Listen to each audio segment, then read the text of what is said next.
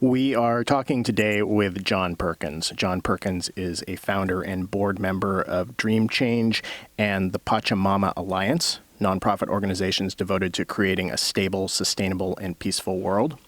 He is the author of numerous books, including The World as You Dream It, Teachings from the Amazon and Andes, Shapeshifting, Techniques for Global and Personal Transformation, and the best-selling Confessions of an Economic Hitman. And he is here to talk about his new book, The Secret History of the American Empire, Economic Hitmen, Jackals, and the Truth About Global Corruption. Start out and tell us, what was the motivation in writing your new book, The Secret History of the American Empire? Well, after Confessions of an Economic Hitman was published and became successful, I was approached by a lot of other former or current economic hitmen, assassins, jackals, government officials, Peace Corps volunteers, all manner of people that had their own confessions, had their own stories that they wanted to share with me. And so a lot of those stories I thought were really worthy of other people reading. And as I traveled around, people would often ask me, well, why haven't other economic hitmen spoken out? And so now they were speaking out, and I wanted to include their stories. The other thing that happened, that as I spoke at various places, one of the questions that kept coming up was, well, what can we do to change this world? What can we do to make it a better world? And so this new book, Secret History, really addresses that. It comes out with a plan. I'm very optimistic that we can turn this around and will turn it around, and I wanted to convey that in the book. And it brings everything up to date. Confessions was really my confessions as an economic hitman, and I stopped being an economic hitman in 1981, pretty much. And so this new book brings things up to date, what's going on in Africa, Asia, Latin America, and the Middle East today, up until 2007, which I also felt was important. So it's a very, very different book from Confessions. So in a way, you're kind of being a conduit for these people who shared your profession.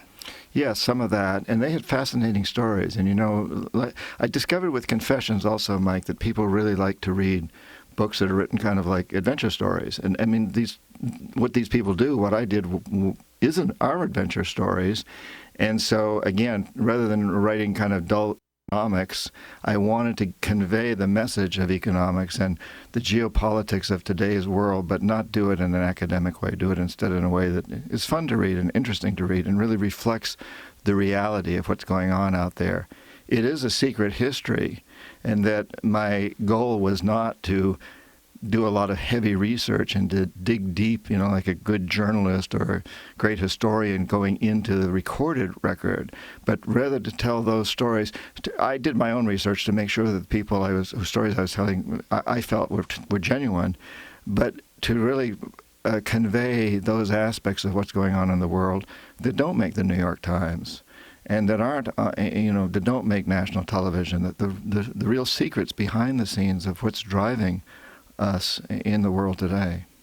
So you believe then that the U.S. Is currently running an empire, a world empire, is that correct? Yes, although it's not exactly the U.S.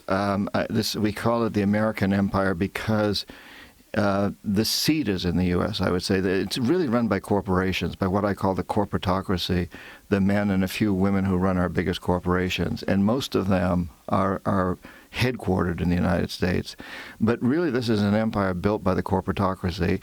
You know, an emperor, by definition, is someone who serves for an unlimited term, is not elected, and basically reports to no one. Now, certainly, the President of the United States does not fit that definition. And what happens today is we have this corporatocracy running the geopolitics of the world. They are in control regardless of whether we have a Democrat or a Republican in the White House and a Democratic or Republican Congress.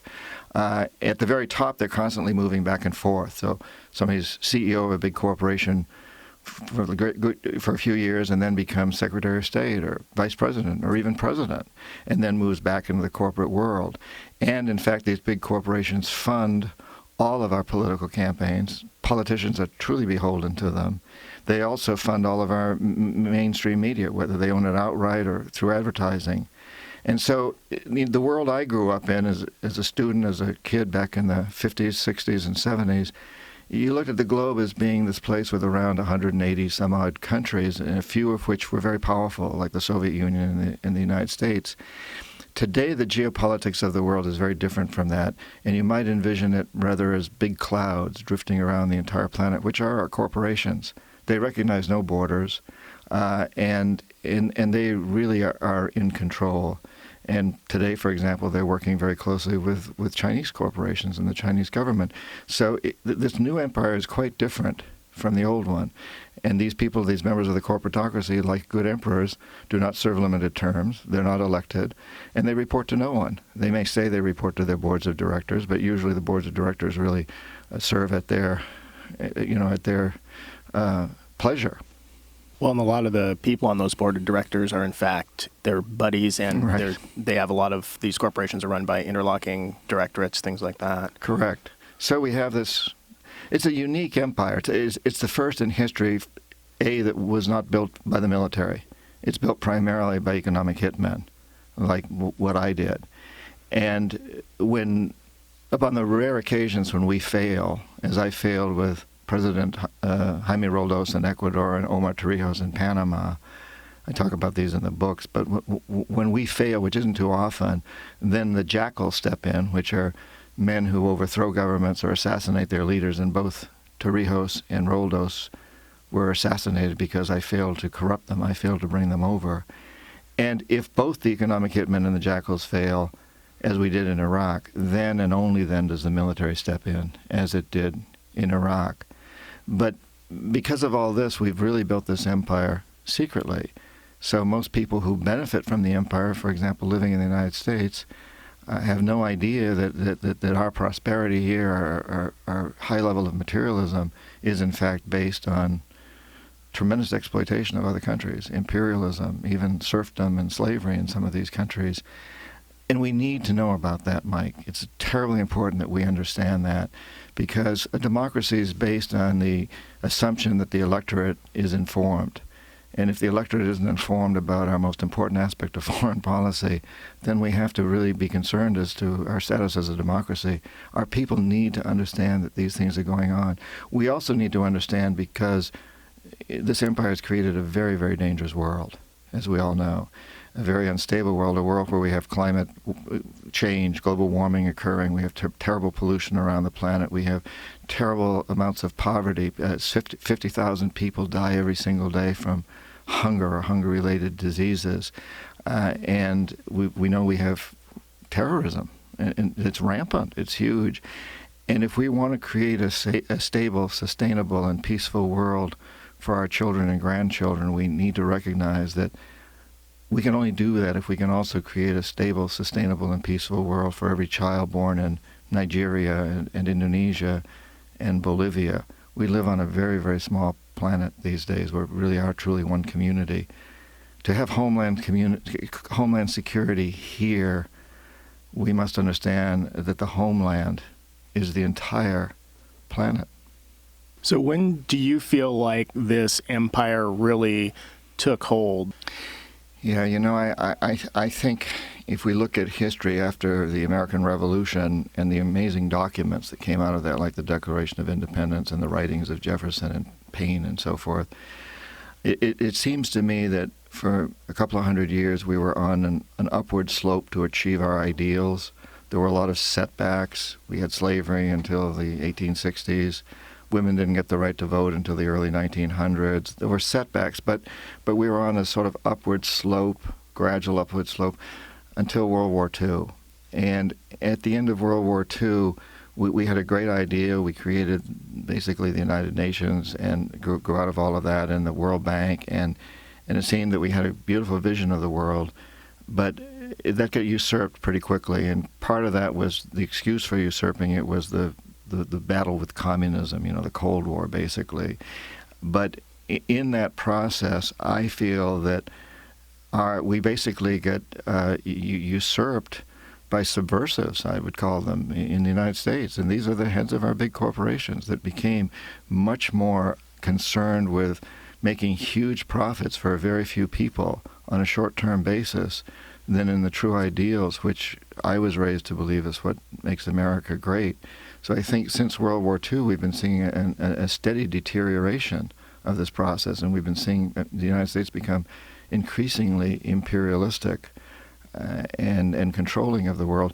And I think we're also seeing that happen within our own country. We're seeing the economic hitmen techniques that have worked so well in the third world now being applied here, where our insurance policies are being eroded, our pension funds, our Social Security, Medicare, these sorts of things are being eroded, including our right to privacy and freedom of the press to a certain degree. And now it's time to turn that around. I do believe we're at a unique time in history, and I think people are becoming very conscious of this. There's a lot of books, a lot of films, a lot of media out that's talking about this, and as I've traveled around the country since Confessions came out in November of 2004, and I was first on this radio show back at that time. I've seen a tremendous change in attitude. I think people are waking up. We're becoming more aware, which is wonderful, because when we become aware, we will turn this around. So with the beginning of it really blossoming post-World War II, then that parallels with Eisenhower's announcement of the military-industrial complex? Yeah, Eisenhower certainly saw it coming. What he called the military-industrial complex has evolved into what I call the corporatocracy, and his prophecy of that, his fears have very much become true. And now it's time for us to reverse that process. We in the United States are less than 5% of the world's population. We consume over 25% of its resources and create more than 30% of its pollution. That's a failed model. We can't sell that model to China, which has 20% of the world's population, or India with around 17%, or Africa, or Middle East, or Latin America. We can't even keep doing it. We know that we've created a failed model. And so we know we must change that. Everything points to it. We must change it if we want to continue to survive on this planet in any sort of way that you and I will recognize. We must change this and turn it around. Can you share a couple of the stories of people who had come up to you after your Confessions of an Economic Hitman and were so extraordinary to you that you kind of integrated them into your book? Oh, there's so many.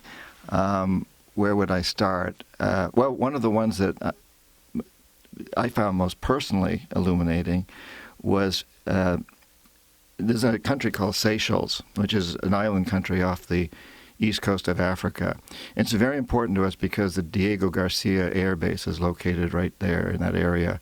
And that's a very strategic air base for the United States. We launch our attacks on Afghanistan and Iraq from there, and it's a very, very strategic base. There was a president of Seychelles who helped us build that base there, helped us disappear 2,000 people from that island so we could build the base. His name was James Manchin back in the late 70s. And he was then overthrown in a coup, a bloodless coup, by a socialist named Francis Rene, who then was determined to get us out of Diego Garcia. And so I was being prepped to go in and compromise, corrupt Francis Rene, and I would spend a lot of time in Washington. I discuss this in detail in the book, some very interesting episodes that involved sexually compromising a woman, the wife of a Seychelles diplomat. Anyway, make a long story short, we learned through this process, especially from this wife of this diplomat, that Francis Rene would probably couldn't be compromised, that he was non-corruptible. This is 1981 now, and this is at the same time I'm also working in Panama with Omar Torrijos and Ecuador with Jaime Roldos, two other presidents that couldn't be compromised. So in any case, they pulled me off the Seychelles case and pulled economic hitmen off and sent in an assassin team. 46 men were sent in from South Africa as a rugby team to not only assassinate Rene, but also overthrow the government. And a group of African military people from many different countries in Africa, black Africans, were stationed in Kenya. The idea was that once this mercenary team, which was basically supported by the U.S. and South Africa, succeeded, they would disappear. They'd fly out on commercial airliners, and the African team would come in and take credit, so it looked like an African movement. But they were apprehended at the airport. A security guard discovered a concealed weapon. Huge firefight broke out. The mercenaries were surrounded by maybe 1,000 mercenaries representing Rene, and they couldn't get out. And what the world saw then was that they hijacked an Air India 707 there at the airport. And I watched this on television as this Air India 707 in 1981 was flown to Durban, South Africa. And I'm like, now I'm understanding, exactly what's going on. I'd been pulled off the case. At Durban Airport, it's surrounded by security forces, South African security forces. The mercenaries give themselves up, taken prisoner, sentenced to huge sentences in prison, and that's the end of the story. But since then, one of the leaders of the mercenary force has come to me, and we've become good friends, actually, and I didn't know him at the time. The real story is that, after they landed in Durban, the plane was surrounded by security forces like we saw. Security forces got on the radio with the plane, found out that the guys on the plane were their good friends, their teachers. These were all special forces guys who were teaching the security force, struck a deal. Make a long story short, they were put in prison for 3 months, a special wing of the prison where they get very good treatment, and then quietly released. And actually 7 of them had been taken captive in Seychelles, and the president of South Africa sent a $3 million payment to Francis Rene in Seychelles, and he released those 7. What's really interesting about this story is that here's a good example of what seemed to be a failure actually turned out to be a success, because Rene now has seen that he almost got killed, thrown out, had not been for an alert security guard. He watched that same year as Jaime Roldos and Omar Torrijos were both assassinated because they didn't play the game. He gets his $3 million, and now he plays the game. He was president until 2002 and never did try to get rid of Diego Garcia, never followed up. He totally changed his ways and was replaced by his vice president, who was elected president in 2002. So this is a story that, was... I didn't know the behind the scenes of it until very, very recently. Incidentally, the man who told me this story and several others who were with him, a bunch of those guys that were in that raid are now in Iraq, working for private mercenary companies. They're getting extremely good pay, tax-free, doing things in Iraq that our military is not allowed to do, and yet they're paid by our government to do it. These are the Jackals. They're alive and well today. So they're working for organizations like Blackwater? Yes, that type of organizations. Blackwater tends to be one of the ones that has huge groups of people that aren't terribly highly skilled, that do kind of the grunt work in the business. And this fellow works for one of the organizations that has the much more highly skilled people, the real Jackals, the real pros. But yeah, it's a private war machine companies, yes. We have so many of them in Iraq now. I saw a recent estimate that there's maybe between 45 and 50,000 of these people. Most of them are on the grunt level, not on the level of Jack, the guy who told me the story, who's doing the real clandestine stuff. Talk a bit about what's happening in Latin America, area that you go to fairly frequently, or at least you did. I just got back, actually. Okay. I was in Nicaragua and Ecuador and Bolivia, 3 of the countries that in the last elections, 7 South American countries and 1 Central American country have voted in democratic elections the president who said no more corporatocracy here. Ecuadorian oil should benefit Ecuadorian people. Bolivian gas should benefit the Bolivian people. In South America, this represents over 80% of the population of South America that's voted in these presidents. And as I said, I just got back from seeing some of these people.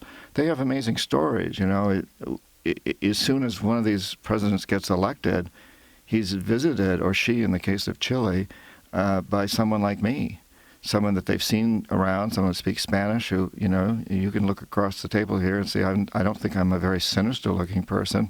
Economic hitmen usually aren't. And this individual walks into the president's office and says, "Congratulations, you're now president. And I want to remind you that I can make you and your family fabulously rich if you play our game.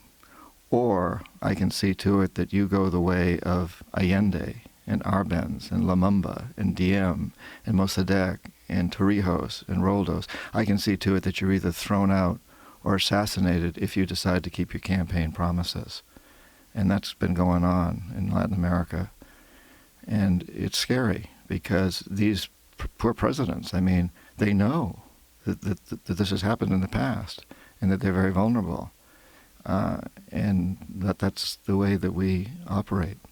And yet they seem to be holding their own. I mean, you look at Hugo Chavez in Venezuela. Well, something very amazing is happening in Latin America. And I think Latin America is the leader today in showing us about democracy. How does democracy work? Because most of these presidents have been elected by a lot greater majorities than we elect our presidents by in the United States, including Chavez.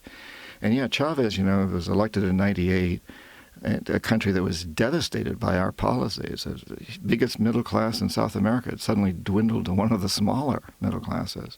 And he was not anti-American. He still isn't anti-American. He's anti-exploitation. But he didn't, there was no tension between us and him mostly until after 9/11. He criticized the Bush administration. He said, why aren't you looking at the real root causes of this? This isn't about Iraq. And they attacked him. And then there was a coup against him in 2002 that was fomented by the CIA. At that point, Chavez became pretty vitriolic against U.S. foreign policy and corporations. And yet he's very quick to say he's not opposed to our principles. He and so many of these other leaders really cherish our principles. They're not anti-American. They're anti-exploitation. They're anti, having their resources usurped by foreign corporations. And I will say that I'm not a great fan of Chavez. I think his language ought to be toned down, and I do have problems with him. However, that's none of my business. I'm not Venezuelan. I get to vote for President of the United States. I get to speak out here. This is my job, is to try to make my country a better place, and to insist that in a place like Venezuela or any other country where presidents are elected democratically, and there's no question, Chavez has been democratically elected several times by overwhelming majorities in his countries. We need to respect that, whether we like the personalities of those presidents or not, and even if those presidents decide that they need to place higher taxes on our corporations or even nationalize them. And, after the 2002 coup, Mike, under the old regimes, we would have gone in with much stronger forces when that failed. The coup failed. But we were so extended in Iraq and Afghanistan that it made it difficult. And today in Latin America, all over, we're having to walk very, very carefully, because the fear in Washington, I just came from Washington, is that we're going to lose the Middle East. Or there's a good possibility as we have to wind down in Iraq, what's going to happen to the rest of the Middle East. And therefore, we become very dependent on South American oil. So that what's called the Amazon Crescent, which is filled with oil, nobody even knows how much. There are estimates that it may be more than the Middle East. Nobody knows, but it stretches from Venezuela through Colombia, Ecuador, and down through Peru into a little bit of Bolivia. That we are, if we lose our oil supplies in the Middle East, the Latin American supplies become much, much more important. And in fact, Chavez, despite his rhetoric, hasn't really done anything to stop the oil supplies to our country. In fact, he's giving oil away in some parts of our country. So it's very interesting to watch what's going on in Latin America today. So we were talking earlier about solutions. So do you see what's happening in Latin America? Do you see that as examples of some of the solutions we could be using here? It's a tremendous example of how people can change things, because throughout most of my lifetime, Latin America was essentially a puppet of the corporatocracy. We controlled most of the governments there. We had military dictators that were under our command, basically. And the people have spoken very loudly. And they've thrown those military dictatorships out of office. And they've put in people that have run on campaigns that say, we want to be independent. We don't want to be under the rule of the corporatocracy anymore. We want our resources for our people. It's very encouraging to see that happen. But also in our own country, we know that to turn this around, we've got to change the corporations. So up till now, corporations have had as their primary policy to make a few rich people a lot richer in the short run, today, this week, this month, this quarter. And it's not working for the world. We need to turn that around so that corporations have as their main policy to be good citizens, to be good communities. And we've been very successful at that when we've zeroed in on specific issues. So, for example, we got rid of aerosol cans that were destroying the ozone layer. We cleaned up rivers that were on fire in the Midwest of this country. Terrible pollution that's been cleaned up by the corporations. Corporations have opened their doors to minorities and women in a big way. Detroit was opposed to seatbelts and airbags and now is embracing them. I mean, we've changed things. And we've done a lot of this through civil organizations, nonprofits, NGOs that have put pressure on them. I'm very, very confident that now we will be able, once we really set our hearts and minds to it, to turn these corporations into good citizens, to demand that they have as their primary goal taking care of their employees, not just while they're employed, but after they retire, and taking care of their customers, of course, and all the people all over the world, whether they live in the Philippines or Botswana or Ecuador, who provide the resources for these corporations, to take good care of these people, to see their primary job as being good communities, good citizens. Because after all, more people on this planet today see the corporation as their primary community than they do a village or a town or a city or a state. And how can individuals listening leverage that change? Well, in the Secret History of the American Empire, I have a long list of things that we can all do. Many of us already know these things, more efficient cars, don't buy sweatshop-made products, et cetera, et cetera. There's a tremendous amount that we can all do every day. And beyond that, I think that what we all need to do is know that every one of us has certain passions and certain talents, and we need to bring those to bear. I'm a writer. That's my passion, and hopefully I have some talents as a writer. You're a radio host. That's your passion. You have talents as that. There are massage therapists out there, dentists, doctors, lawyers, teachers, husbands, housewives. Everybody has a passion and has talents, and we must bring those to bear. But every day, do something, whether it's just sending an email, inviting a friend out to lunch and talking, but do something to help create a more stable, sustainable, and peaceful world for everyone everywhere. And if we all follow our talents and our passions, that will happen. I'm often struck, Mike, by how during the American Revolution, how grateful I am that Tom Paine didn't try to lead an army, and George Washington didn't try to write pamphlets, and Benjamin Franklin didn't do either of those things. He was in his 70s, and he went off to France and convinced the French to become our allies. They didn't say, you got to take the pink pill or the blue pill or whatever. We've all got to do the same thing. And we had the Gloucester fishermen became our navy. And the hunters, the woodsmen of the frontier became our sharpshooters. If we follow that example, and each one of us does what we do best and where our passions lie and use our talents, but we all aim to that same end, which is creating a stable, sustainable, and peaceful world for everyone everywhere, and then we'll be successful. We've just been talking with John Perkins. He is author of the new book, The Secret History of the American Empire, Economic Hitmen, Jackals, and the Truth About Global Corruption.